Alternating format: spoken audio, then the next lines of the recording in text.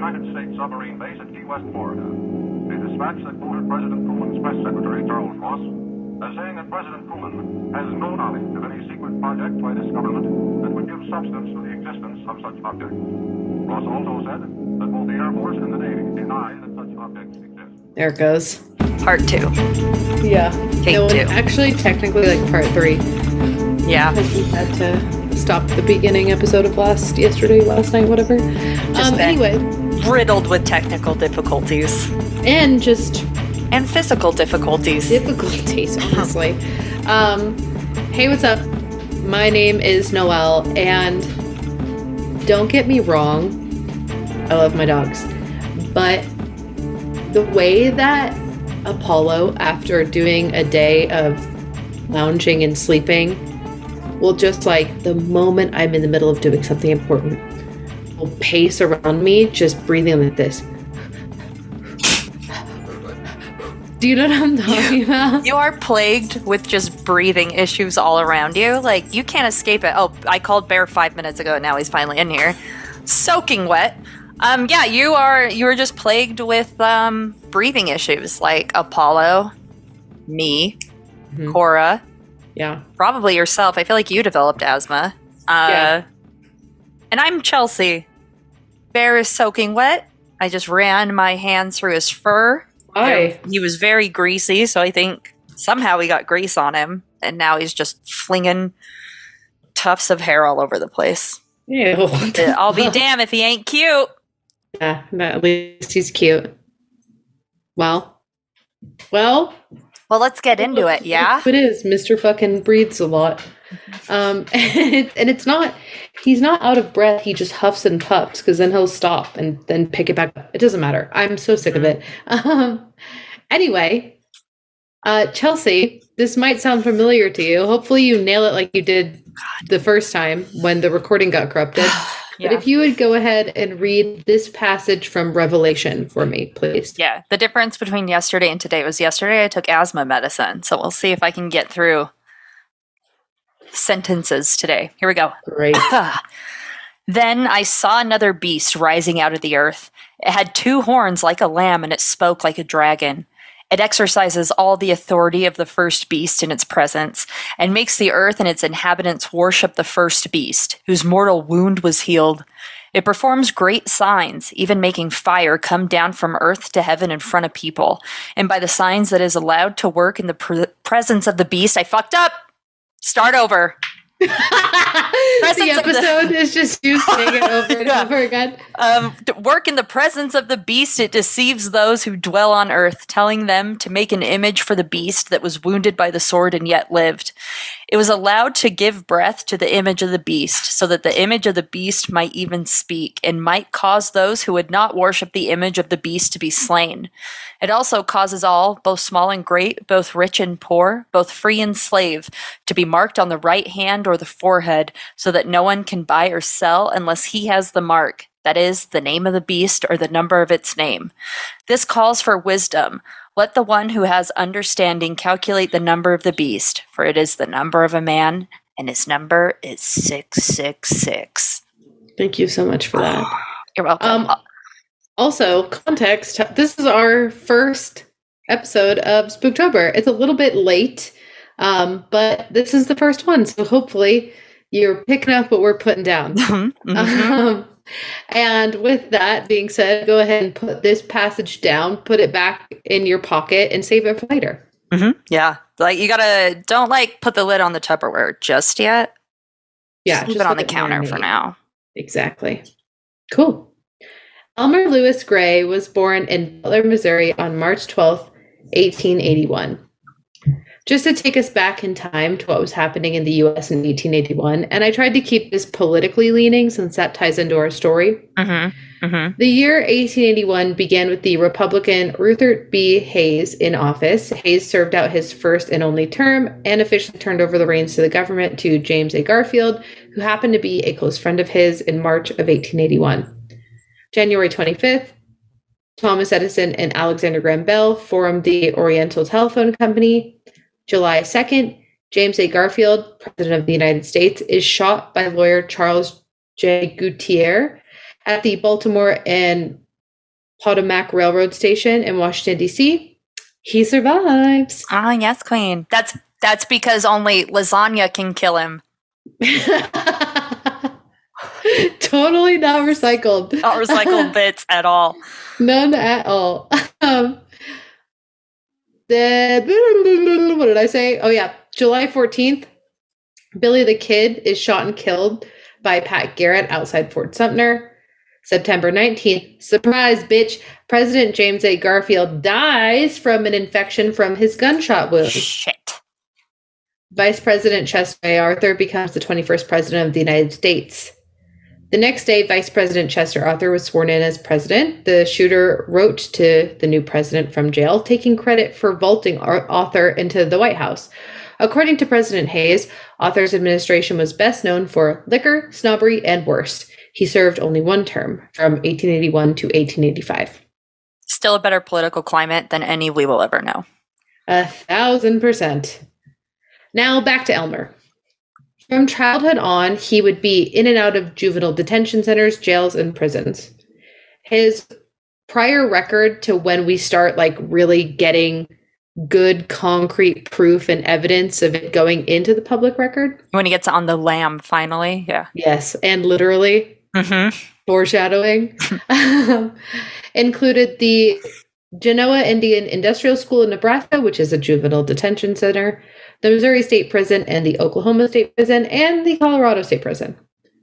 At the age of 28, Elmer was admitted to the Missouri State Penitentiary following a conviction of grand larceny, which is just stealing with a value of a lot of money. Mm-hmm.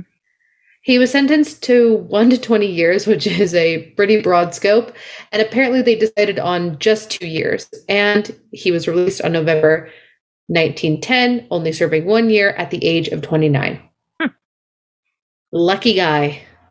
Just a slap on the wrist, really. Yeah, for old Elmer.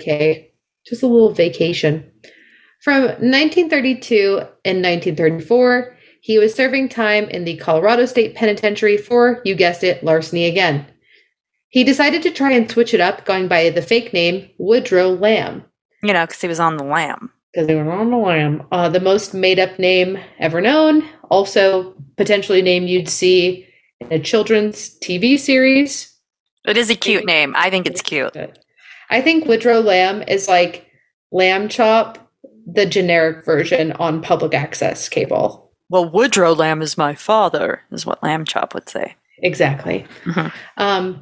And as Chelsea pointed out yesterday, but forgot to point out today, this is the turn of the time. You could just go to a different city with a new name and no one would know who you were. You just got to live a new life as a new man. I forgot I said that. What a fucking dummy for getting caught for this stuff. Like, people were getting prescribed heroin at the time and you're getting caught stealing? He's not even trying. He's going in dressed as an actual lamb and handing out business cards with his name on it, and then he's just in full public scooping up goods and services like he's carrying a sack of laundry and just scuttling out the door in slow motion. He's getting caught on purpose. We'll find out later that that's probably true. But also I think that he was trying a little tiny bit by going with a fake name. Because, that's how you did it, right? Mm-hmm.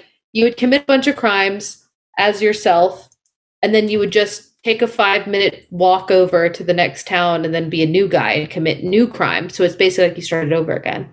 Yeah, or he could have worked for a week and had enough money to just buy property and live off of that, live off the land for the rest of his life and not try. It blows my mind. Yeah, back when buying an acre cost 50 cents. Yeah, he could have just picked up a penny off the ground and been set for life. Yeah.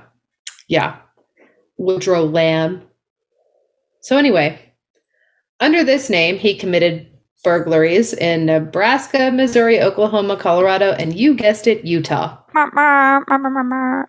One of the many crimes he committed in Utah was captured in the 1901 Ogden Standard newspaper, which was the same year that Chelsea graduated high school. Yeah, and then I'll say, fuck you, I graduated high school in 1903. There you go.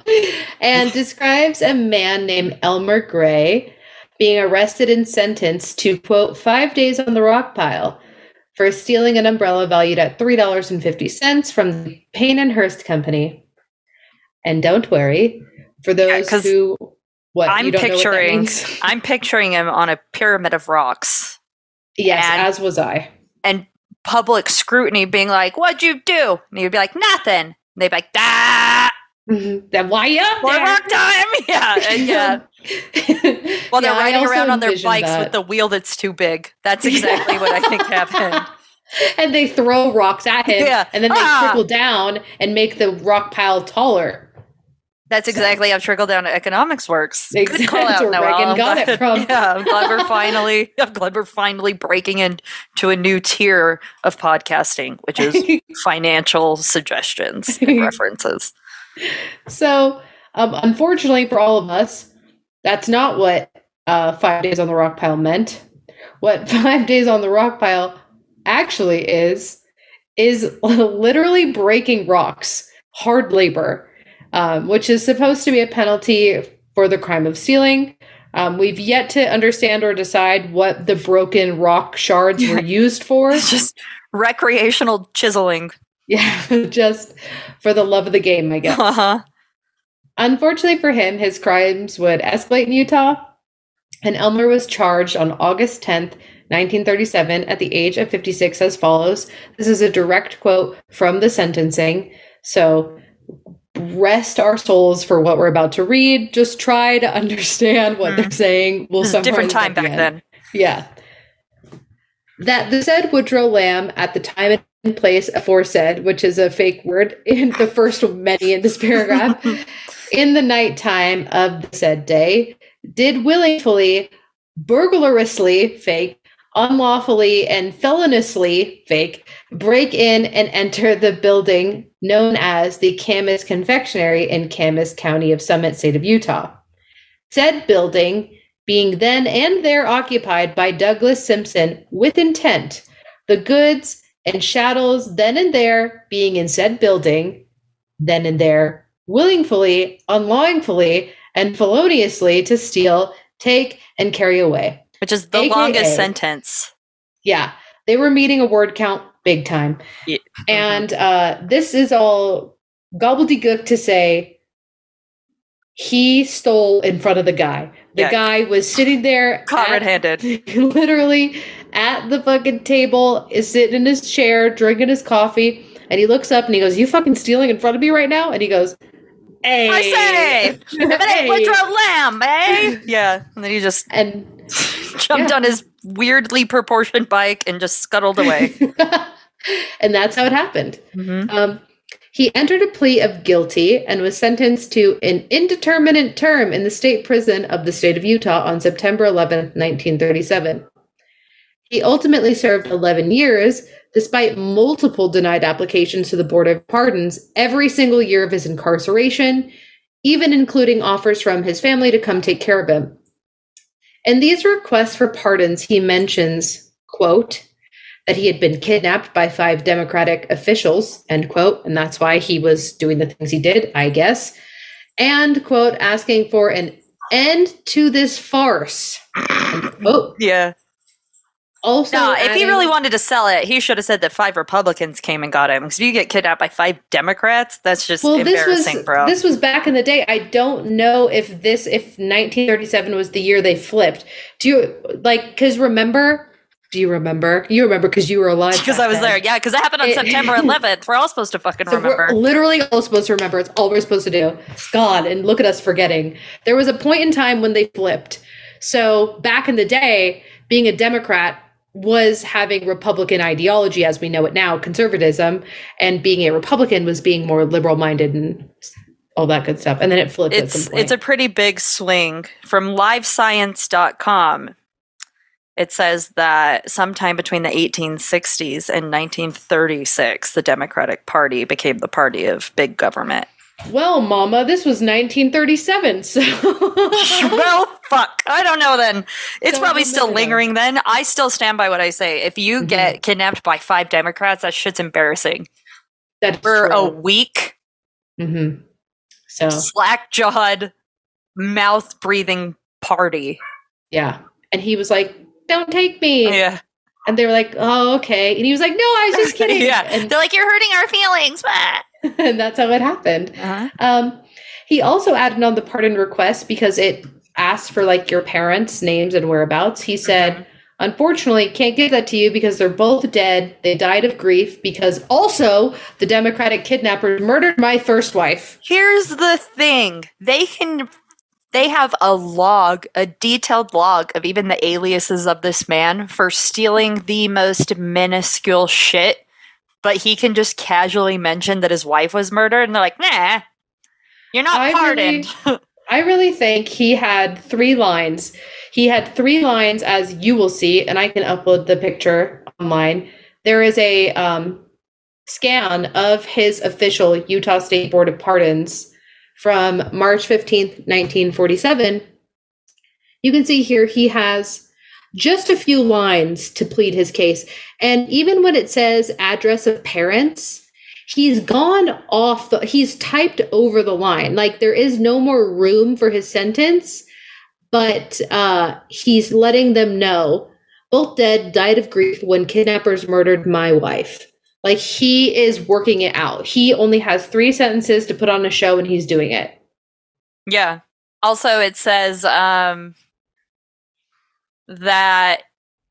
it says, have you ever appeared before the Board of Pardons? And it says once each year for 10 years.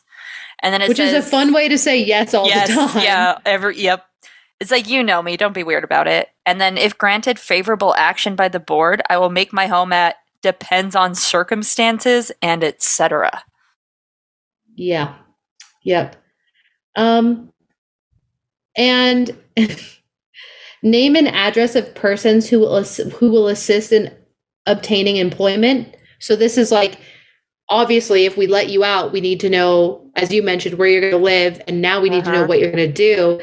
And he says, I was kidnapped. Haven't heard from this friend for 10 years. Kidnappers wouldn't allow it. Which is like, he's so fucking creative. I just can't help but love him. They're like, we need a single reference. We need one single reference. And he's like, you guys, I was kidnapped for 10 years. They didn't let me have friends. Yeah, so he could have even said it was a broom and an old coat. And they would have been like, that's good enough for us, Woodrow. Yeah. Where the Utah State Board of Pardons in 1947, just give us anything other than 5 Democrats kidnapped me for 10 years and didn't allow me to have friends. I have no reference. I take it back on what I said about him being embarrassed by the Democrats, because if you come to Utah and you shit talk Democrats, you should be untouchable. That's the boogeyman of Utah. And the fact that didn't work, he wasn't trying hard enough. And it's like, no, literally, like this should have gotten him off. Name and address of persons who will appear before the Board of Pardons meeting. No one will ever know it, but the Democrat kidnappers and their friends who held me kidnapped. I'll do my own talking to the board. Like, he is serving straight theater, and they said no, which is kind of fucked up, actually. I also love that even though he typed this out, it's still unhinged and slanted. Like, yeah. And instead of periods, it's just, oh my God. Backslashes. That's right. There you go. Fucking stroke victim over here. I get it. So, and then even here we see, I was arrested by, and this is where he enters, 5 Democrat officials. So I also believe that he is saying, if I'm actually, I'm putting it together, girl. He's saying the police are the Democratic kidnappers. So he hasn't actually been serving jail time for his entire lifespan. Yeah, look up here. It says, I think it says like also known under the name of Woodrow Lamb, but he crossed out where his like alias name is and wrote kidnapped. Did. And then Woodrow Lamb, a bum. A bum. He did. He wrote, I am crossed out, kidnapped under the name of Woodrow Lamb. And then I was sentenced by Judge no sentence. My offense was kidnapped by 5 Democrat officials. God, he's so fucking cool. Why does he have to be a piece of shit? God, I know. It reads like fucking Twitter, I tell you. Oh my God. I hereby apply to your honorable body for the story inserts, an end to this farce. Tarnation. It literally says that. Oh my God. My this is fucking perfect. God. I'm going to frame This is beautiful. that. I was just going to say, I wonder if we can get a formal copy of this, because that's It's so fucking amazing. So anyway, this was original Twitter, girl. Yeah. This oh was my God. He would have gone so fucking viral. He would have had a podcast. Elon Musk would have gone on it. Oh my. Yeah. He would have had like viral Twitter stands and everything. Damn. He would have had an OnlyFans. He would have had a crushing. boob job. Oh my God, I'm obsessed with it. So anyway, if you couldn't tell by his own entries, it was during his time serving in Utah where his paranoid personality grew a little bit. That's just an unfortunate fallout from being framed by Democrat murderers. Yeah, when they're all in on it, you know? Mm-hmm. And as you can see, it wasn't just paranoia about his daily life and the world around him, but more specifically the government and how they were after him. Which, get in line. Yeah. Get in line, buddy. After serving his last 10 years, 6 months in prison, apparently those pardons weren't doing him any fucking good. He was released on July 11th, 1948, at the age of 67 years old. 11, 11, 11. This guy's got some numbers. I know. He's a lucky boy. Now let's meet Lilly. Lilly and her twin sister, Ethel, were born in Canada to Wilmer and Frances Gray on June 4th, 1880. Her family immigrated to the United States, showing up in Michigan for the 1900 to 1910 federal census. In July 1898, Ethel, the twin sister, was admitted to Traverse City State Hospital, which is an asylum. And we don't know the reasons to her admittal. And it is also good to note, for those who care, the Traverse City State Hospital in Michigan is also known as the most haunted place in the world. So. Oh, okay. So she went there and then was haunted to death. Yeah. And so I would say, without knowing why she was admitted and what happened to her, but knowing that she would stay there until her death in 1917 at the age of 36, it was not good things. Not good things were happening. She probably had hysteria or something. Yeah. For thinking about the times. Literally. She said, "Can I wear pants today?" And they put her, in, whoa, put her in the asylum. So, yeah. It's conjecture, but I think it's fair to say if she died at the age of 36 and was admitted to an asylum that would become known as the world's most haunted place, probably wasn't good reasons that she was there, and good things did not happen to her. Right. So meanwhile, Lilly was unmarried and still living at home. But shortly after the death of her twin sister, Lilly would marry for the first time with a man named Richard C. Walsh in Chicago, Illinois on October 8th, 1918. At the time, he was 67 and she was 38. Gross. I know. But it's okay, because the marriage only lasted for 7 years until he died in December of 1925. She remarried a short time later, November of 1926, to Frank Zimmerman. Good name. Right? They met working at the post office in Chicago. They were married for 17 years until, unfortunately, his death in August of 1943. Okay. And in 1950, for what we can only assume is cursed intervention, Lilly decided to pack it up and go to Salt Lake City, where she would meet her third and final husband, someone we all now know comfortably as Elmer Lewis. Fresh out of the sin bin and just Literally. ready to mate. Ready to mingle. There's not much known about like their courtship, their dating, how they met, but they got married July 11th. Another fucking 11. He's got some numerology. That's, it all makes sense. Elmer married Lilly at the courthouse in Elko, Nevada. At the time of their marriage, Elmer was 71 and Lilly was 72. Progressive, kind of. Right? Also, finding love at that age, slay, sister. Yeah, well, was it love? I mean, After their marriage, the couple rented a small house located at 1216 Pacific Avenue.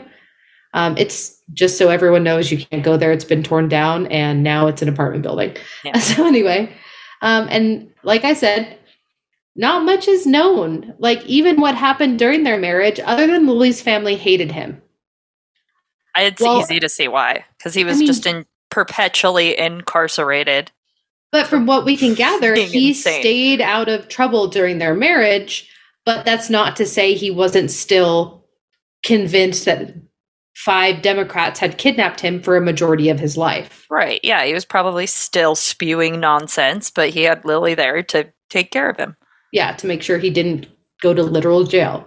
Mm-hmm. But unfortunately for him, not long into their marriage, Lily became sick. And there are conflicting stories here.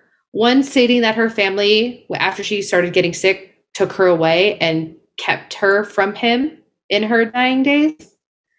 And another one saying that he was with her, and one of his biggest frustrations was that he wasn't allowed in the ambulance when she got really sick and was admitted right before she passed.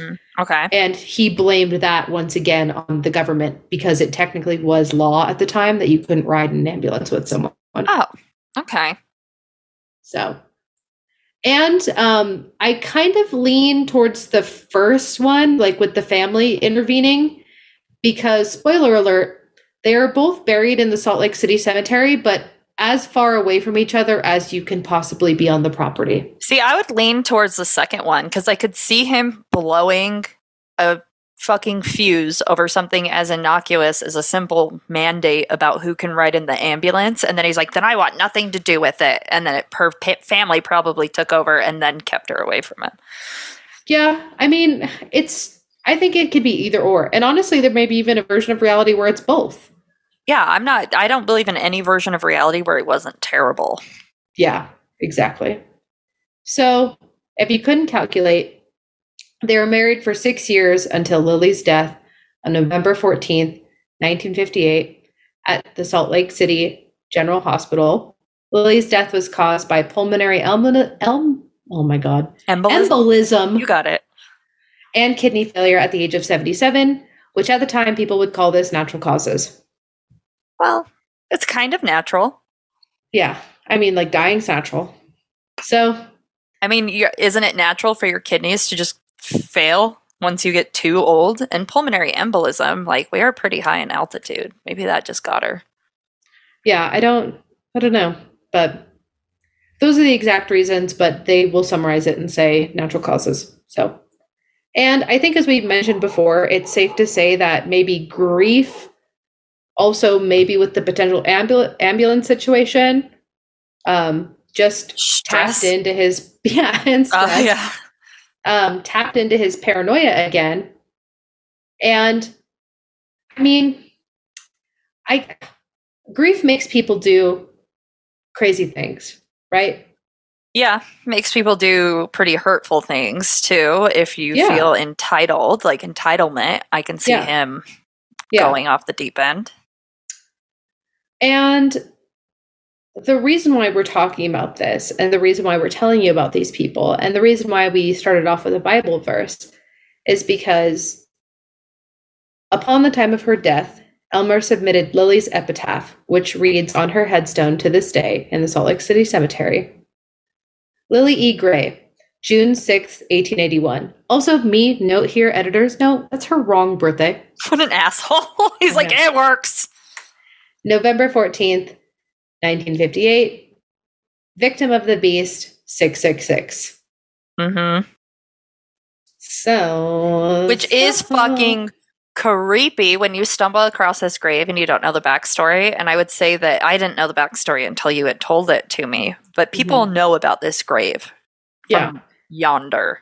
It's on the Atlas Obscura. So when you go to the Atlas Obscura and type in Salt Lake City, it pulls up all like the creepy lore and like things to do and creepy things to see. And this tombstone is one of them. And the unfortunate part is, how can I say this? Like, sometimes local lore that we all like love, like the spooky stories, the creepy house at the end of the street. I'm pretty sure that old lady's a witch who eats children. This woman must have been like a practitioner of dark magic. Mm-hmm. Most of the time, it's sad stories of normal people who lived normal lives that are corrupted. Like in this case, Lilly E. Gray's only offense was that she loved and married a man who was unwell. And he chose to do this because the best guess that we have at what the beast he's referring to is the government, which once again ties into his proven, documented, written paranoia. And there's part of me that loves lore like this, right? Mm-hmm. Who loves a little haunted tour, who loves to see this kind of spooky and unsettling thing. And then there was the part of me years ago, almost 10 years ago, when I moved to Utah and was first shown this as like one of the first things to do, and like took pictures next to it, was like, this is so fucking metal, which it is. That's unarguable. And then I took the time to research it. And it at that time, nothing was really out. You could find public marriage records, but it wasn't until historians started to dig into like criminal records that they found more of this history. And that wasn't until like 2015, 2016, that the story of Lilly started to come out and started to be painted. And it's super unfortunate. And it breaks my heart that this woman is now this kind of like sideshow character, and her only crime being just loving a man who was unwell. Not to get too true crimey, but it's always the husband at the end of the day. Yeah. Always the husband. And there's even part of me, the more that I look into Elmer's history, which also, to finish the story, and Elmer, and if we want to talk about numerology, on October 31st, 1964, was brought to St. Mark's Hospital dead on arrival due to a stroke that is believed to have been caused by Parkinson's disease. He was 83 years old, and as mentioned, he was buried in the Salt Lake City Cemetery, but far, far away from Lilly's grave. Which is probably for the best. Yeah, probably for the best. But, I mean, controversial opinion, there's part of me that sympathizes with him. That, like, when he did that, when he made that epitaph, like, he really was trying to be like, fuck you, government, like, you took my fucking wife, here you are doing another fucking thing to me, like, there's part of me, based off of his own writings, that makes me think, like, this was more of a fuck you to them, but unfortunately, the brain-rotted mind doesn't see the optics of that, and the optics of that are, years later, it's going to be like a spot of lore. It's going to be a part of the local legend. And unfortunately, as time goes on and people don't have the information to fill the gaps, they fill it themselves. And they fill it themselves with, I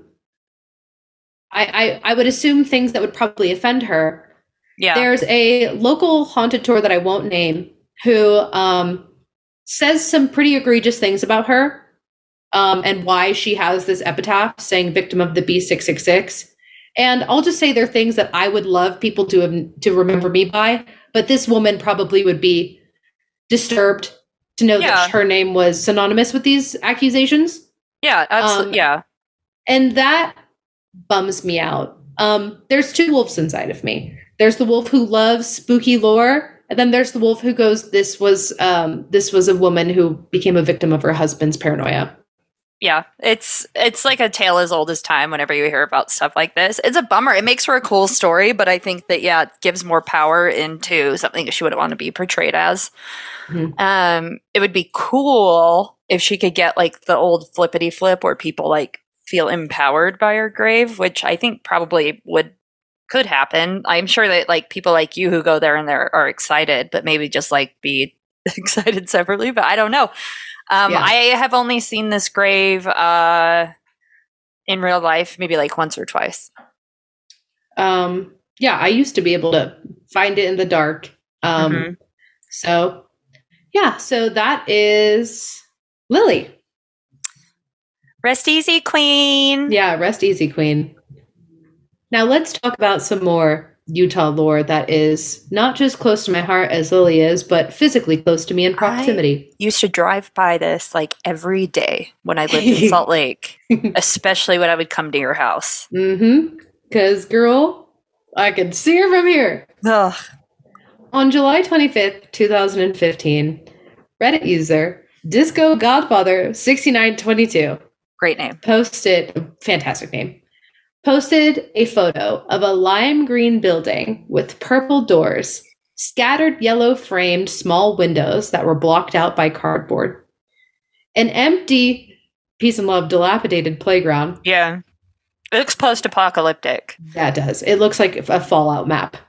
Yeah, you'll get syphilis just looking at it, really. Yeah, it's brutal. The address numbers almost melting off of the front door, and a discolored, yellow-tinted, barely hanging on sign that read, "Fun Time Kids Care." And on this photo, he said, "What's the deal with this place? Yeah. Lived across the street from it for 5 years, never seen a single kid there." And as I think Chelsea has clicked, the original thread, which I did link, is now completely redacted, but it is preserved on Imgur, which you can go take a look. Unfortunately, because it's just screenshots from the original thread, you can't do the click-ins, but you can get the picture. Almost immediately, the thread blew up. Starting off with Salt Lake City locals chiming in with their curiosity and speculation. I'm not going to say it, but I don't know why I was crediting Reddit users, whatever. It's fine. I credit users all the time. Thu Humbler said, The Humbler. Thwombler said, "Hello, I'm a nearby resident. I just investigated this place," in all caps, "extremely dubious. People inside, children among them, but I could only see this by peeking through the gaps in the," all caps, "cardboard they used to board up the windows," end all caps. "I'm going to try and post some videos. Then I will call investigative services," which he means the cops, just fucking say it. He then follows up by saying, "Police say this business is closed," which prompted a mailman who had actually been inside to say, quote, "The only strange thing is no matter what time of day I show up with their mail, it always seemed to be nap time." And then, of course, people replying to that original guy saying cops said it was closed, saying it's not closed. Their hours are listed. They have a website, which seemed generic. And they were mentioning how the website reviews were even generic with things like, "The teacher helped me with my homework. Very nice." And the pictures were generic. And people just had like a lot to say about that. And in a shock to no one, the thread pretty swiftly became full tinfoil hat. Yeah, my people arrived. Yeah, they showed up with comments like, "I'm going to advise you guys to stop looking into this place," which divulged into people saying like, "I looked at this commenter's history and he's like commenting at CIA threads and blah, blah, blah, blah." You know what I mean? Someone saying CIA black site, money laundering daycare center, organ harvesting, and of course, the crowd favorite today, sex trafficking harbor. Right, yeah. It's always got to be, it's either got to be sex trafficking or CIA black site. Yeah, or both, because, you know? Potato, potato. Exactly. So locals started taking it upon themselves to investigate, snapping pictures through any small hole not covered through a window, pacing the place, attempt to get in, nonstop calls to the daycare, contacting the owner, nonstop reports to the police of child abuse, and even reports to the local newspapers of, as mentioned before, child sex trafficking. The original post from r/Salt Lake City was removed, but users kept it going, pushing it onto r/conspiracy, r/conspirazo, and subreddit drama, where mods fought it out with posters nonstop who said, like, this isn't doxing, this isn't bullying, this isn't harassing, because this is all public record. I feel like they're correct in that sense. I mean, it was getting a little out of hand. I'm jumping the gun, but they like go offline. They pull the website, they pull the phone number, they just unplug the phones, and they just go dark. At first, the owner was answering the calls and just being like, stop! But, they eventually... We're trying to farm children here. We are trying to eat human food.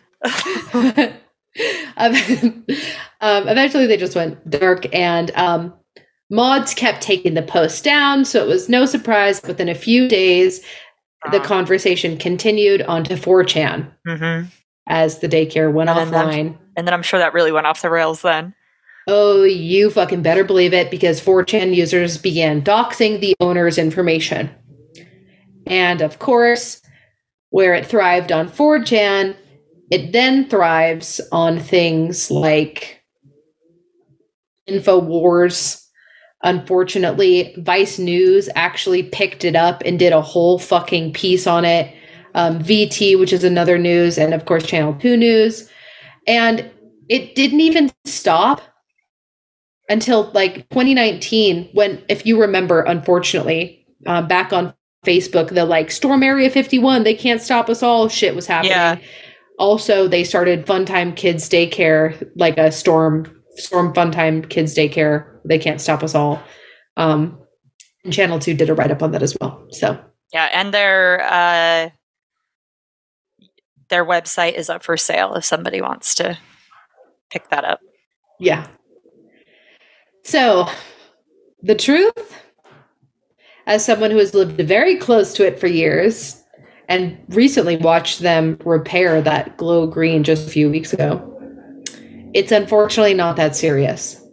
And as I said before, as much as I like all of the SLC lore, it's once again one of those things that's so fucking sad. As one Reddit user replied last year, quote, I know this post is old, but my dad actually went there as a kid. It's ran by a nicer older lady.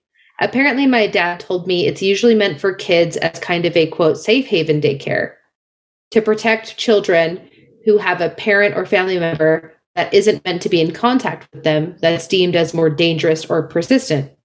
Hence why the windows are semi-covered with curtains and drawings, also for safety. That's why there is only a few kids there.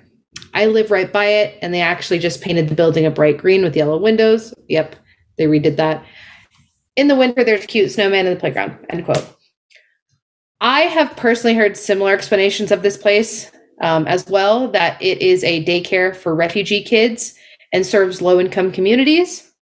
And I have actually seen people outside in the playground before. It was only like one kid, one worker, or two kids, one worker. Oh, really? I've literally never seen anyone outside of there ever. Yeah.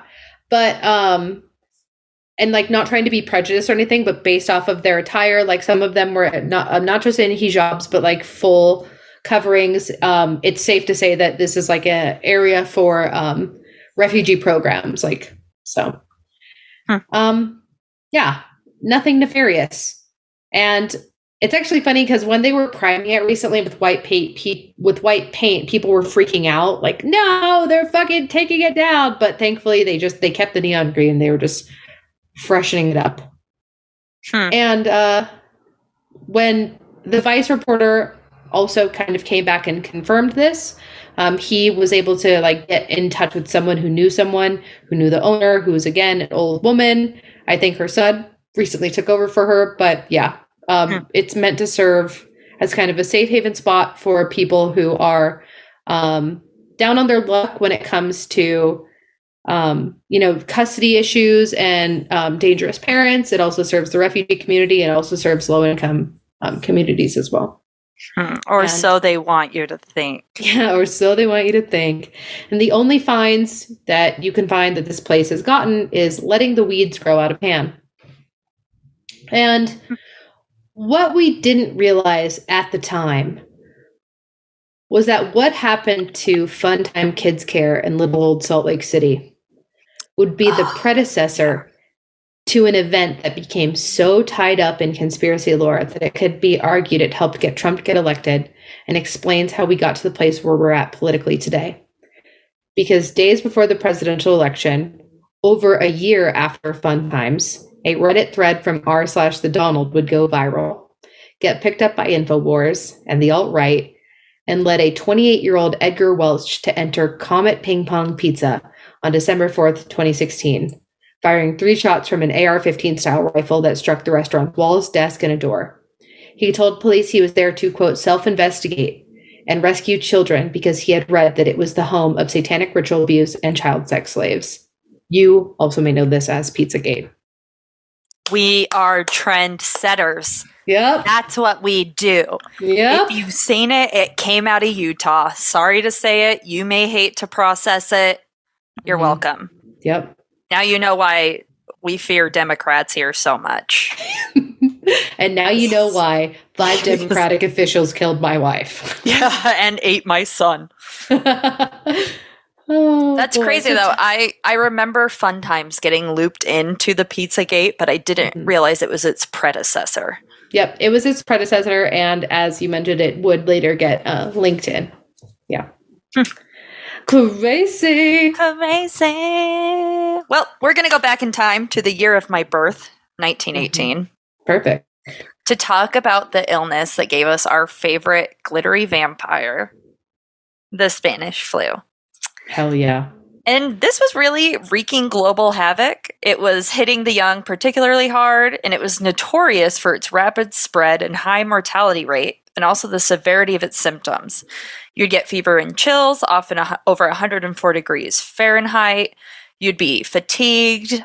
You wouldn't be able to do anything. You'd be so tired. You would have body aches.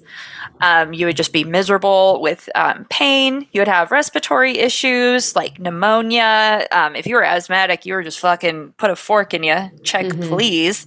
Headache, sore throat, nosebleeds, which were described as pretty profuse, and also added a terrifying aspect to the ordeal. And cyanosis, which meant that victims turned blue, which is fun. You would get vomiting and diarrhea, and often it would happen pretty quickly. So most of the victims, it would be a very rapid onset, and it would happen violently. So a lot of times death could occur within hours of your first symptom. Jesus. And you would feel as if you were suffocating. It was a sensation of like slowly drowning as fluid filled your lungs. From the pneumonia that the Spanish flu would cause. There would be a ubiquitous loss. There was, along with physical pain, there would be a presence of death that people would react to mentally and physically. And entire families were wiped out from this, and communities were just ravaged.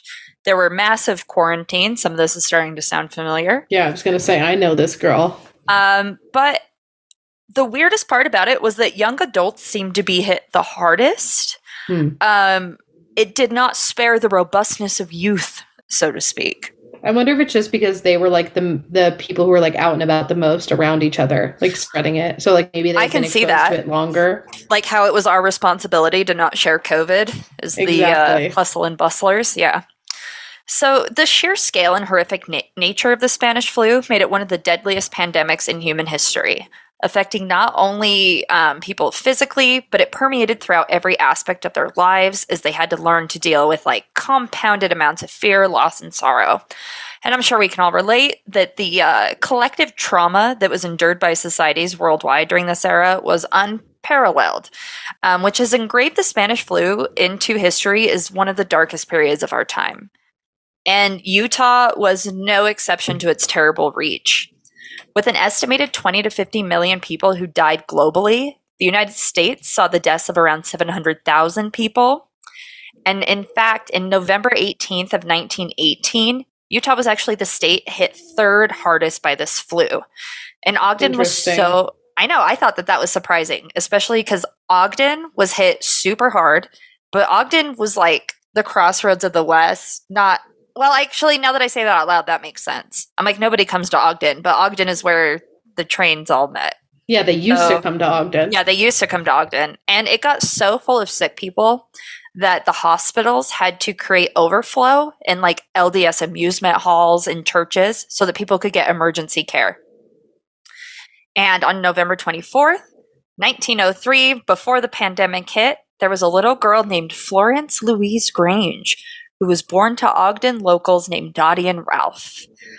She was able to experience quite a good life before the flu hit. She was a particularly spirited girl who was very friendly, popular, and was even part of Ogden High's girls volleyball team in 1916, and often found herself mentioned in newspapers for her impressive performances. Wow. I know, sporty girl. But if you happen to come across plot 2A13325W in the Ogden Cemetery, you will stumble across Flo's gravestone with a final farewell from her family saying, "Gone but not forgotten." And you may also notice that Flo died in 1918 at only 15 years old. And there is a good amount of debate in how Flo passed away and exactly what caused her death, with everything from a car accident to her choking on candy are all passed around in local lore. But the real story is that at the height of the pandemic, her parents housed a sick tenant and everybody in Flo's family got the Spanish flu. But Flo in particular got it the worst. She was at the prime age for getting locked up. And according to the local newspaper at the time, on December 29th at 5 a.m. in her home of 2827 Grant Avenue, Flo died from what was attributed to heart weakness after her bout with the flu.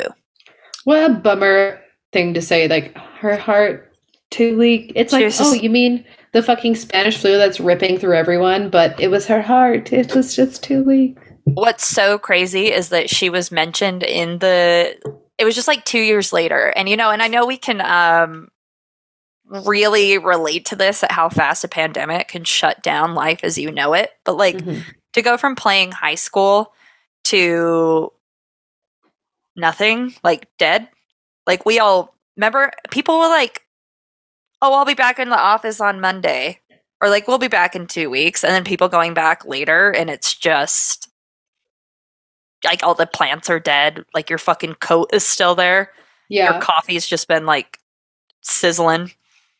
Yeah, living through a pandemic, as we all have now, definitely puts a different colored lens when you look back on historical references to pandemics. Especially letting somebody into your home when they're sick. Crazy. Crazy, girl. Crazy. So, like most hauntings or ghostly encounters, the first instance of its occurrence is really hard to track down, but it does not take long for an experience to become part of the local lore. So myself, being born and raised only a few miles from Ogden, I myself heard the story of Flo and her consistent encounters with people who performed a simple ritual at her gravestone every night. You see, if you go into the Ogden Cemetery at night with your lights off, your headlights off, you'll eventually get to a point where Flo's grave sits between you on the left and the exit straight ahead. You park your car, shine your headlights 3 times, and then wait. And I will tell you, I have seen this myself, and it was terrifying because after a few moments, a mist will start to form across the road in front of Flo's grave until it turns into kind of like a green transparent apparition. And the idea was you would stay long enough until Flo would form, but I always got the hell out of there. And there is something to be said about this shared experience of just raw dogging fear because everybody got fucking scared on those trips. But there was always usually, which was crazy, like one person who like wouldn't see it and they would be unaffected. So it's like you had to be chosen to be scared by Flo. Yeah, which is so interesting because I would love to do this but I fear that I would be the one who wouldn't see anything. You might see it. If you want to go find flow again, Noelle, I would 100% recommend it. I would recommend having a strong spirit, and by spirits I mean tequila, and obviously braving the strong possibility that the cops will be waiting there to arrest you when you're done, especially around Halloween. Which is so stupid. Why would they do that? I don't know, because like if you're just going in and you're staying in your fucking car and you're just shining headlights, like let people do it. Yeah, let people have a little fun, right? There's nothing wrong with it. And let people like encounter death. Let people encounter ghosts. So long as they're not hurting it. Like if they want to be there, just to make sure shit doesn't get messed up. But like, yeah. Whatever. Yeah, as long as they're not vandalizing or being creeps. Like let the kids have fun. And by kids, I mean 30-year-old women. Me and Noelle specifically. So that's the flow. I know I've talked about her on podcasts before, but I don't want to give it away. Yeah. And this next one is a Noelle suggestion. You bet. You bet. And it's called Emo's Grave. I've never done it. Have you done it? You spoiled it. Does that spoil it? Oh, I was going to wait to let it be, but it's fine. I don't think I did it. I haven't done it. I have not done it either, mostly because...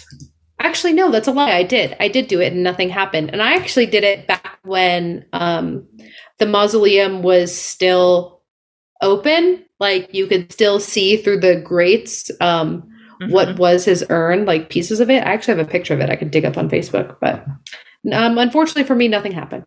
It's like with aliens for me. You want it too much.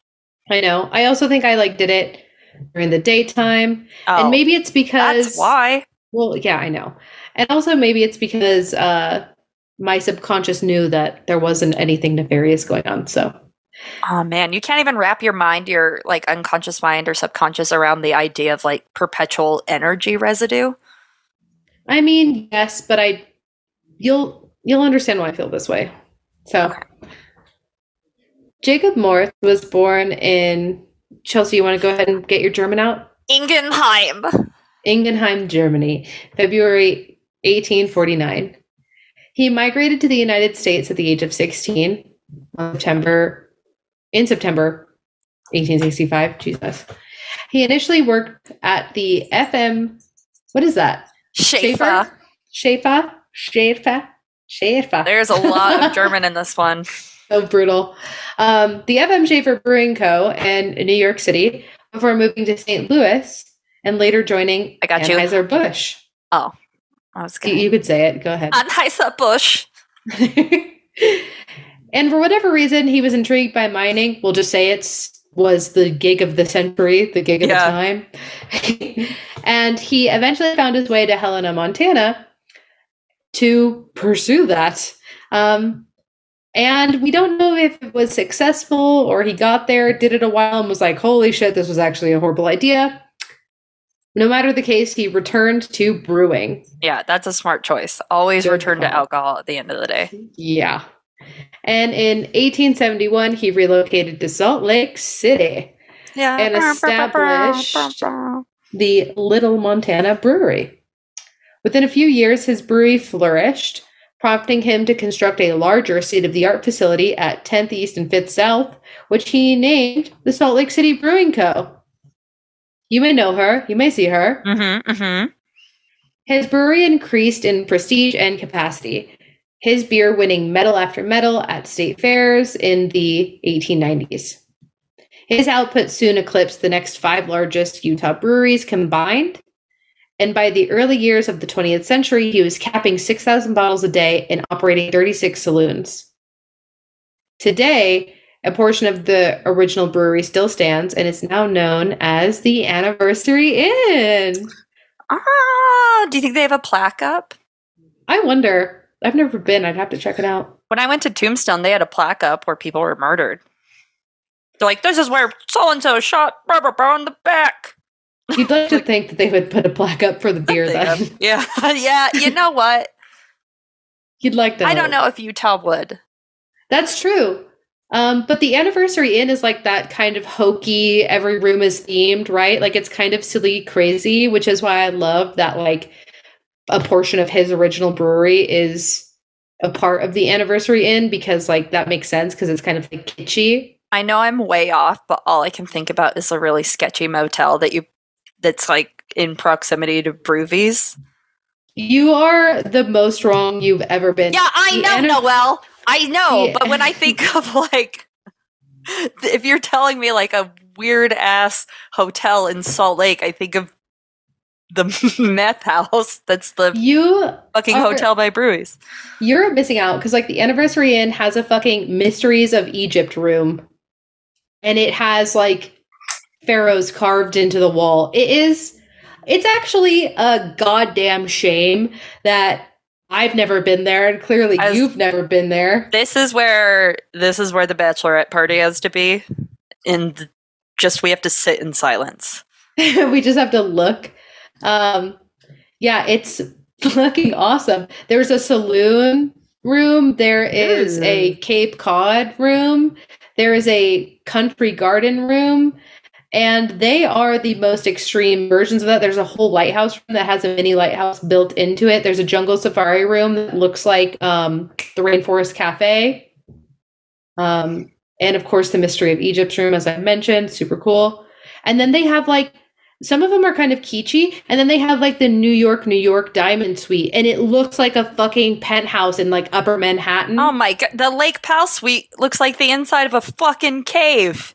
They have a Phantom of the Opera suite, and then they have the presidential. They have a Swiss Family Robinson suite, and it's like decked out like an island. Look at the Romeo and Juliet with the fucking. Look at the Caribbean Sea Cave, bitch. Oh my God, that looks like the water. That looks like the water motel that they stay at in a Goofy movie. They also have a Wild West suite that has a fucking wagon inside of it. So you sleep in the wagon in the room, which is camp. They have a Venice suite, and the bed is one of the boats that you get. Shut up! This is the best place I've ever seen in my life. I'm sending this. They have Juliet's balcony. That is the theme of the room. I know. Rich's Drive-In has a full-ass truck in it. Oh my God, the bed of the truck is the bed for the hotel. I told you were shitting on the coolest thing. There's the teepee where that's it. Yeah. Oh my God. I can't believe you, as a child who was obsessed with Egypt, did not fangirl over the Mysteries of Egypt room that has King motherfucking Tut in the goddamn wall carved into it. And the sink is feet. The sink in the bathroom is I haven't scrolled to that yet. They have Lost in Space, and the shower is a NASA rocket. So I'm sending this to Taylor.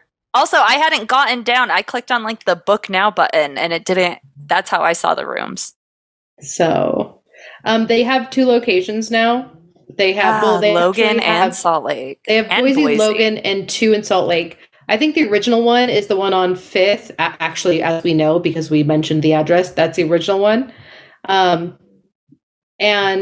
the South Temple one isn't as, like, you can tell it's like more modern, which makes it cooler. They have an Enchanted Forest one that's crazy, but they're definitely like trying to be more fancy with that one. Whereas the other one is like fucking bananas. It's like you gave a child a credit card and said, "Build your fucking dream room." If you click on gift shop, what would you expect in there? Because I hope you expected just boneless chicken bites. I didn't, but and a decorative bath bomb with a Red Bull, or just a bowl of meatballs. Keepsakes. They have those little goblin gnomes that people make out of socks. I love it. This went off the rail, but this went off the rail a bit. But this is 100% the coolest hotel I've ever seen in my life, and I cannot believe I've never heard about this place locally. Wow, this has to be Utah's best kept secret until now. I think everyone actually knows about it because I've heard it a lot, but it's fine. It's Utah's best known secret, we'll say, and we can also go and investigate and see if they have a plaque for our guy. So we got to do it. I'm sending it to Taylor. I'm going to be like, we got to go here while you're here. So, yeah. So, oh my God. If anyone wants to go to it, it's just anniversaryin.com/5th 5th _south. / Actually, we can just put it in the show If notes. they just Google anniversary in Salt Lake City, it'll pop up. No. Yeah, I want them to go to the actual website. So, I'm going to put it up here so it gets put in the show notes. Yeah. Fucking insane. During his 39 years in Salt Lake City, Moritz expanded his brewery into one of the largest outside of Milwaukee, which is actually fucking crazy to think about. His beer reached customers across Utah, Idaho, Wyoming, Arizona, Colorado, and even parts of California. In 1889, he married Lahela from Hawaii, and she joined him in Salt Lake City. Both were active members of the local Jewish community. Oh! I know. He served as president of the Temple B'nai of Israel, and she led the Hebrew Ladies Relief Society. Oh, Mazel Tov. I know, Mazel Tov. Besides his brewing and business achievements, he engaged in Utah politics with the Liberal Party. His catchphrase, quote, "without capital, save energy and intelligence," end quote, would be the best summary of his success. By just being a good, hardworking guy, success came easy for him, and in turn, money. So, of course, the success was not the money. Local historians state that despite his wealth coming from alcohol sales and involvement with the unpopular Liberal Party, he was widely regarded as popular by the Mormon community. Which is, that's like what's surprising to me the most. Like, I think at that time, I don't know. Utah, I feel like gets like a little more accepting as time goes on. I don't imagine it being a very accepting place during this time, especially like with all like the Meadow massacres and shit that the Mormons did.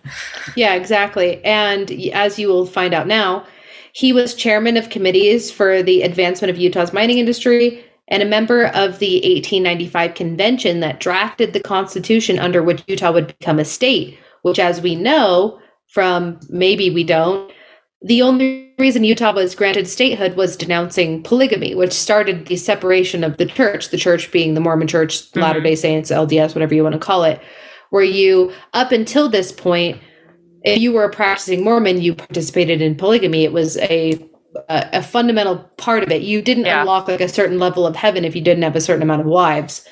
So up until this point, that's what Mormonism was. And it also included, not drinking alcohol or drinking caffeine. Which it still does to this day. Yeah, which it still does. And is also contrary to like Brigham Young, for example, who did all of those things.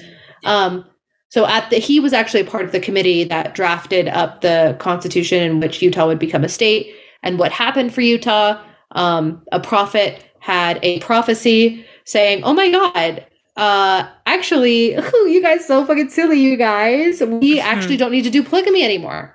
Even though that was a fundamental base tenet of our religion, we actually don't need to do it anymore." And obviously, historians like myself, I would say that this prophecy may have been encouraged by the fact that the United States federal government said, "We will not grant you statehood or federal help or assistance until you denounce polygamy." And then, of course, motherfucker woke up the next day and was like, "You guys will never believe the dream I just had." So, you wanna know what's funny is like growing up in Utah and like learning state history, I definitely remember like polygamy being taught as one of the blockers of Utah when I got older. But I distinctly remember when Utah had its like centennial party, we were taught, I was in first grade, and the song was called "This Is the Place." And we'd be like, "This is the place," which is what I think Brigham Young said. I think that's all I remember. But it's Brigham Young, when they got to Utah, I think, said, "This is the place." So we were literally just quoting Brigham Young in our centennial celebration that our parents came to at my public school.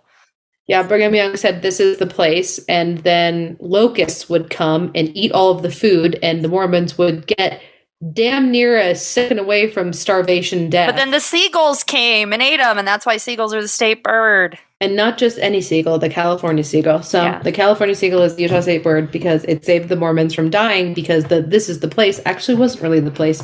But anyway, so he was there for that. The drafting of what Utah would look like as a quote-unquote modern state. What a king. I love that. I know. And he was active in the commercial club, One of his projects raised money to build the first salt palace, which is very cool. That is super cool. He donated constantly to charity, including money towards filling a boxcar with food to send to survivors of the 1906 San Francisco earthquake. I love this guy. I know. He was such a fucking cool guy. He doesn't sound like he's done anything wrong in his whole life.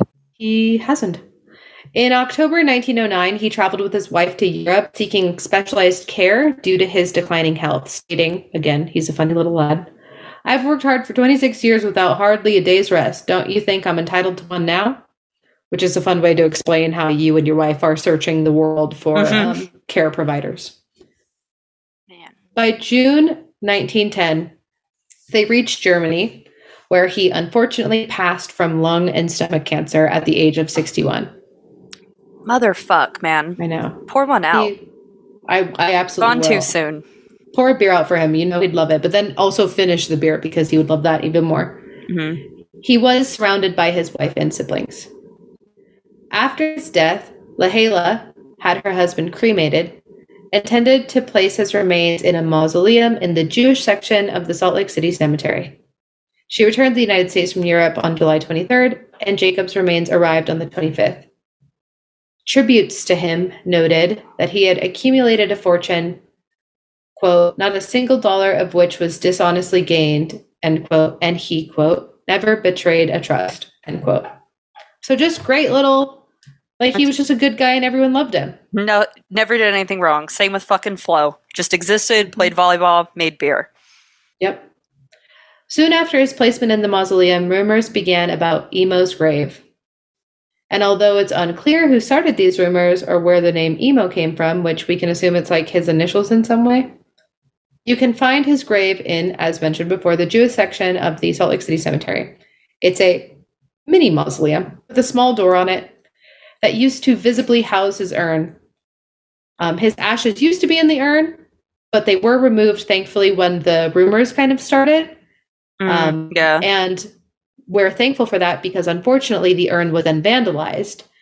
And up until a few years ago, you could still look into the like open grate and see bits of the broken urn. Now it is sealed up with. Did like you a see the broken urn? Metal. Yeah, I have a picture of it. Okay. So on this mausoleum, there's like a giant M for his last name, obviously. And next to it, an E and an O has been carved into it. Unfortunately, more vandalization. And that's where like the emo comes from. So why are we talking about this? Yeah, why are we talking about this, Noah? Legend He's has just a great dude.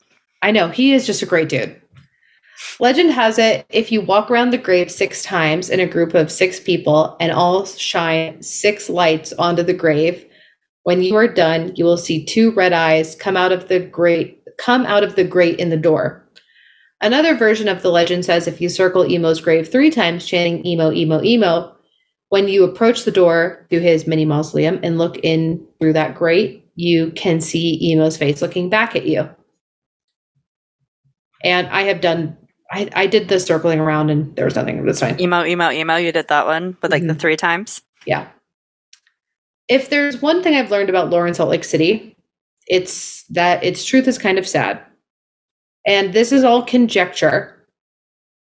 But I think Jacob became a sort of Salt Lake boogeyman after his death, most likely due to prejudice and racism.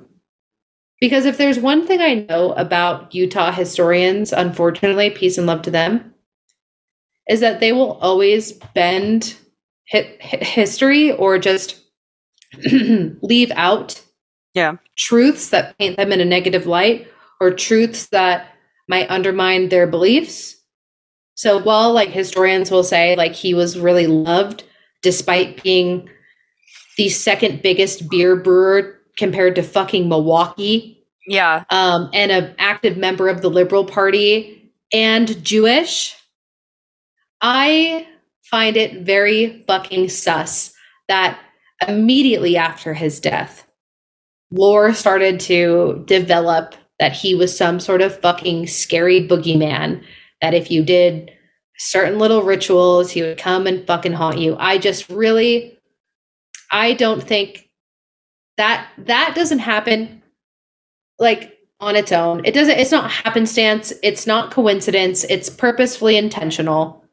It's Right. historically one of the easiest ways to drag someone's name through the mud forever is when they are no longer physically here to stop you from doing that. Yeah, it's also just like a super important person who's part of some of these fringe groups in Utah, which is crazy to think that being Jewish and a Democrat in Utah is a fringe group, but then just wanting to go flock to the area where he was dead, and then it even being like broken into and like his ashes having to be moved. It was obviously like his grave was not treated well, and if it wasn't treated well, I wouldn't put aside the idea of like any tulpa stuff or just like lingering bad energy that other people brought to it, because there's no bad energy from him. He was a great man. I feel that way. I feel that way very much. And that's why I'd like to think my subconscious like wasn't really buying into the whole like I circle his grave and say the name and a fucking demon will come out. I was just like, that seems like that this is not bad energy here. And I'd like to think that subconsciously I knew he was just a good guy.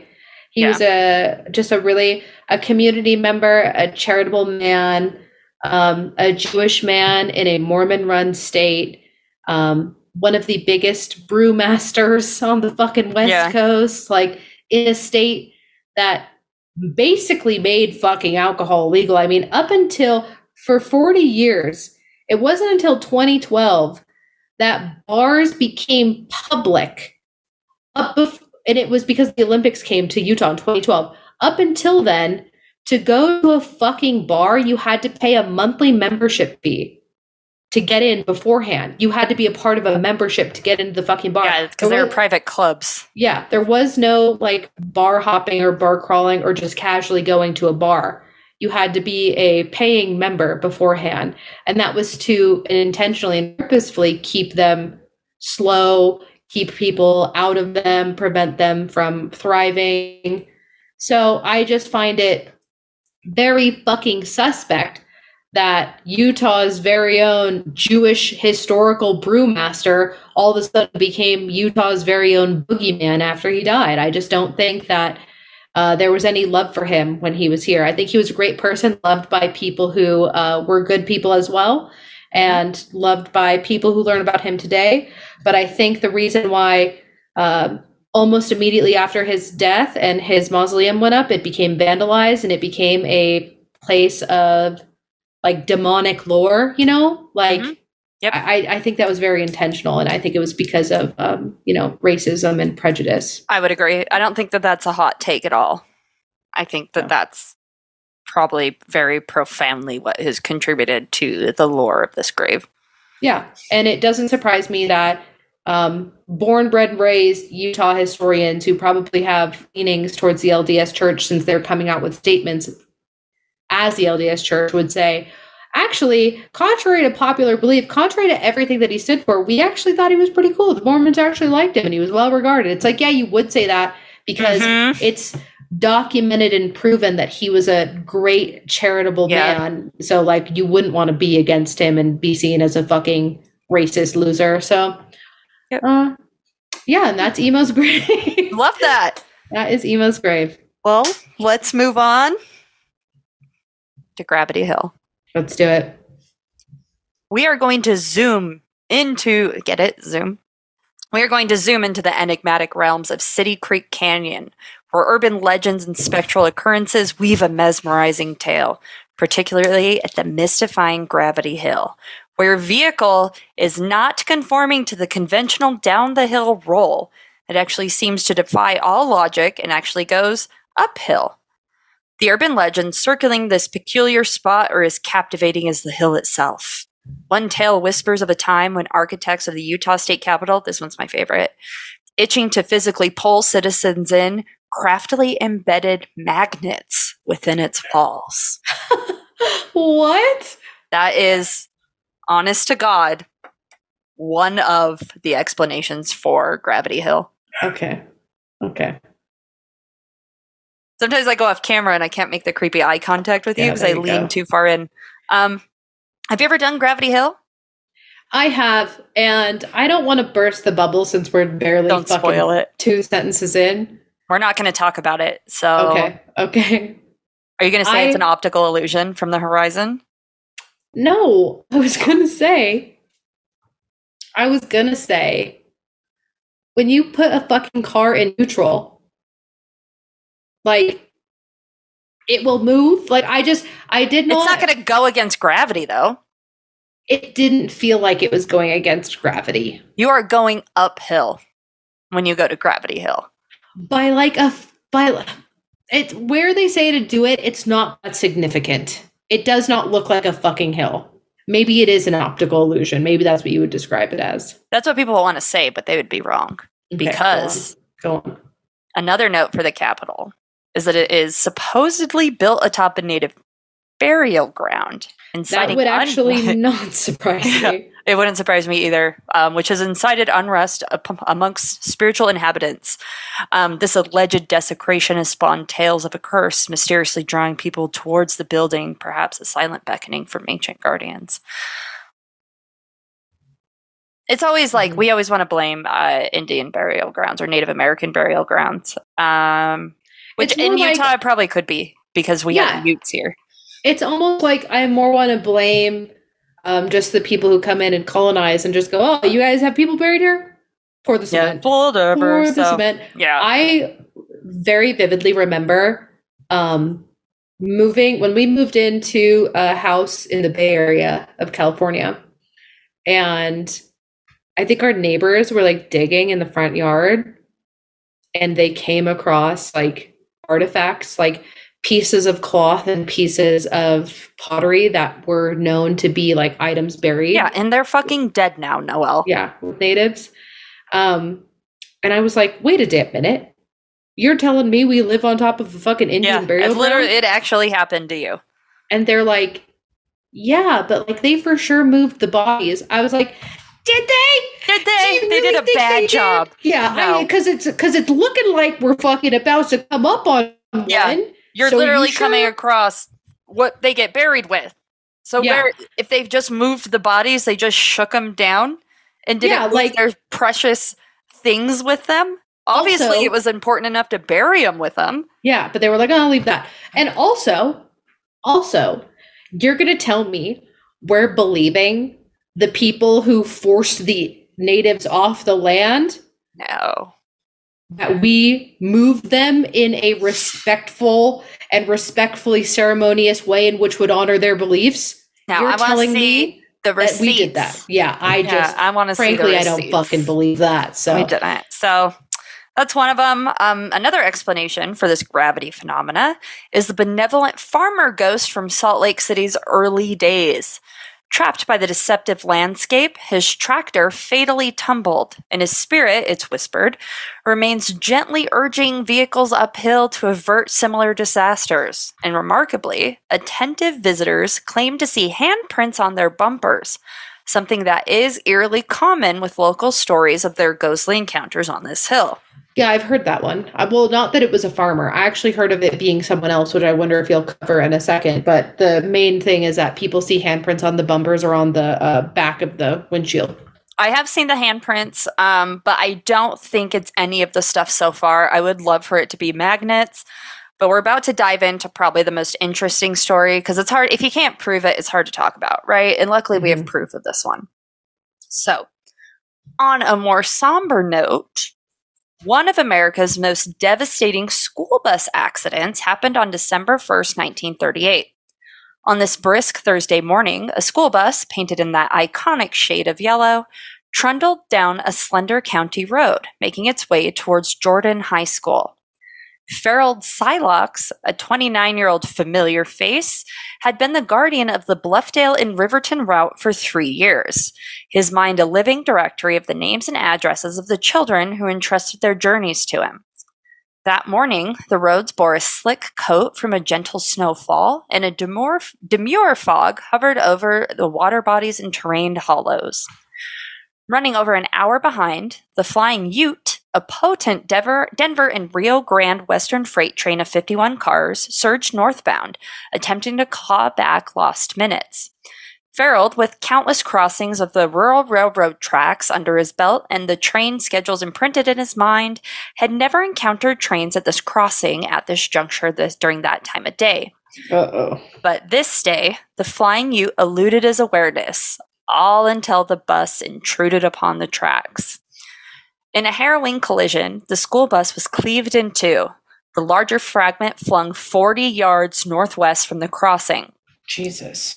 And children's bodies were cruelly scattered on both sides of the tracks, while the bus's cab was dragged for a horrifying 2,000 feet. Holy shit. Entombing several children and Farrell within. Oh, fuck.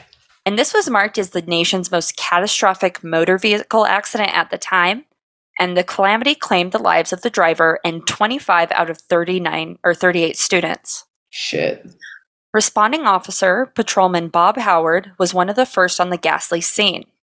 It was a hellish sight, Bob expressed, your heart clenched in pain, but there is no luxury for mourning.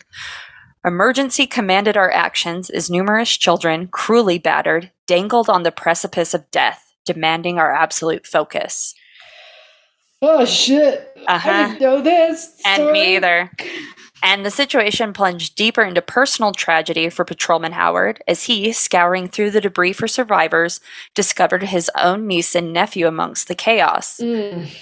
Numbness enveloped me in that moment, he reflected. In this line of work, you're starkly reminded of life's fragility. And Lamar Mabee recounted how his mother, Anne, had barely survived the accident, yet wrestled with its physical reminders throughout her life.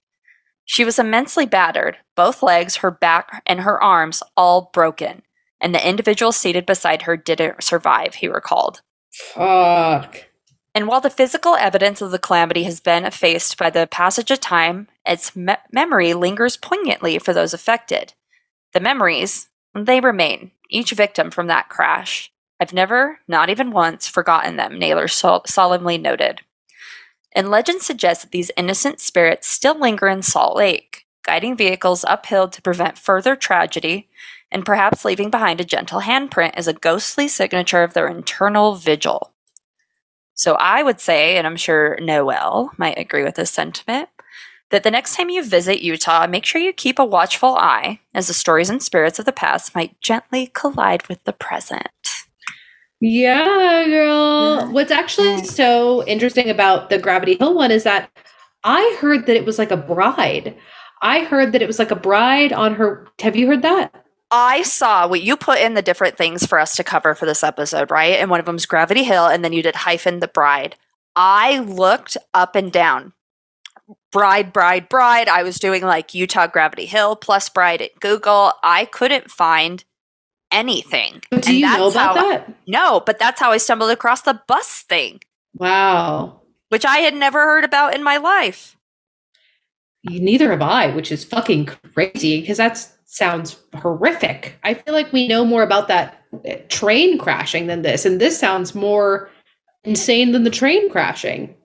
It's weird because like Gravity Hill is probably the most popular one next to Lilly E. Gray's headstone, and I have never heard of the bus thing. I've heard of everything from like I've heard the farmer, I think is the one, but like never bus lore, which what surprised me as somebody who's lived here their whole fucking life. Yeah, that's no idea. Horrific. That's fucking terrible. But yeah, the one that I heard was like just a bride on her way to her wedding and the car goes off the side of the canyon, and you know, that's where the little story, yeah. Yeah, a classic, if you will. Wow.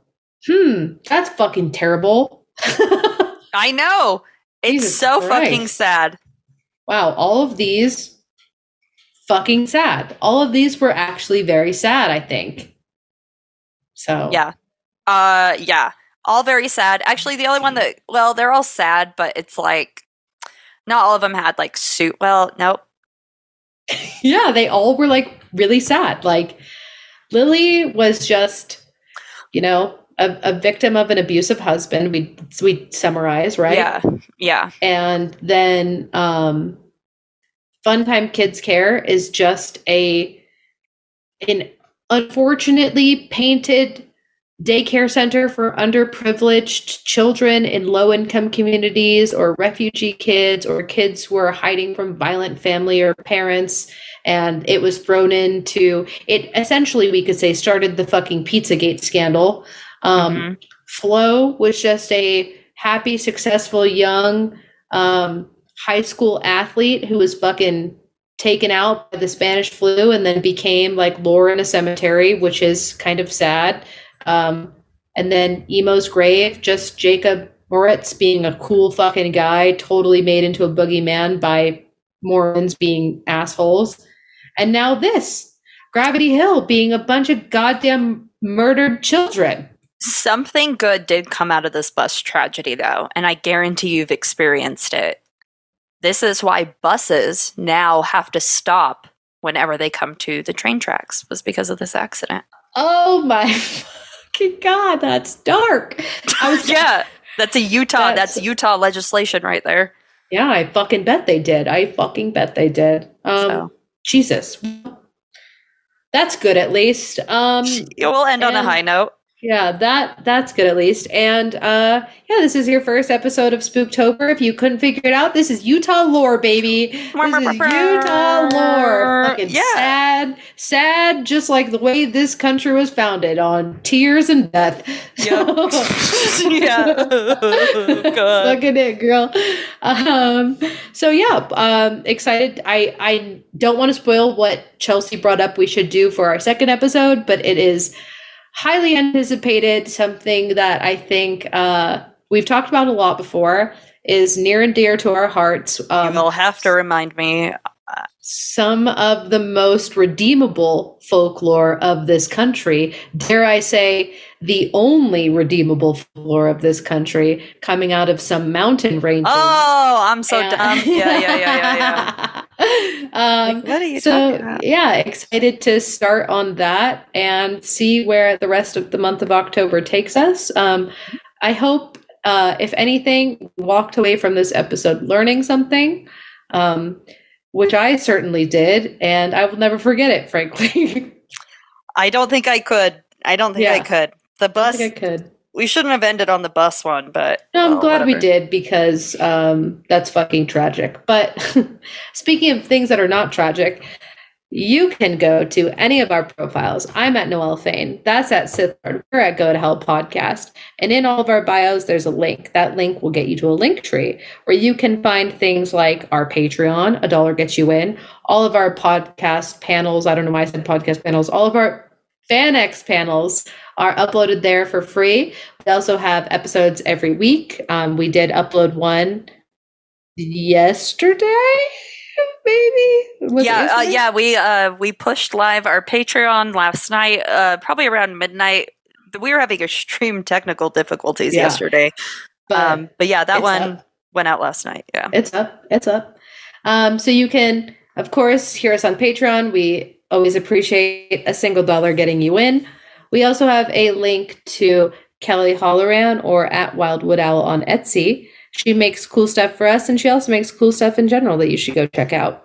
We also have a link to our merch page, where Chelsea has just been busting down new merch designs. So go check that out. Is there any specific merch design you want to shout out right now? Oh, I think that we should do our collaborative baby of the that we talked about when we last recorded, which is the L. Ron Hubbard being a little bitch. Yeah, the L. Ron shirt. Go check that out. And as always, 100% of the proceeds will be donated. What else is in there? We also have a link to our Discord server, our Facebook for the boomers, and anywhere you can listen to us, which is everywhere podcasts are heard. And yeah, I think that's officially it. I think that's all of that. So happy beginning of Spooktober. We'll honestly see you in a few days, because we've got to get back on schedule. So you're so fucking welcome. Mm-hmm. And I'm going to go ahead and say, I'm going to go ahead and, since we're just getting dark and sad, but honest and real on this episode, I'm going to go ahead and give number 1 a Hail Satan. And then number 2, removed from that because I don't think they would appreciate it, I'm going to give a Hail Palestine because there is no such thing as peace in an occupied Palestine. Okay, yours is way better than mine, because I was going to say hail beer. Do that too, though. Okay, hail beer! Hail beer! I don't really like it, but you know what? I don't like it either. It's rooted in Utah culture now, and I'm going to be such a fucking cow from now on when I'm just spitting facts that it was a Jewish beer maker who fucking got our Utah Constitution written. Yeah. And, which got us statehood, so. Yep. So hail emo! And the music and the man. Yep. 1,000%. Okay. Let's get the fuck out of here. Alright, bye! Bye.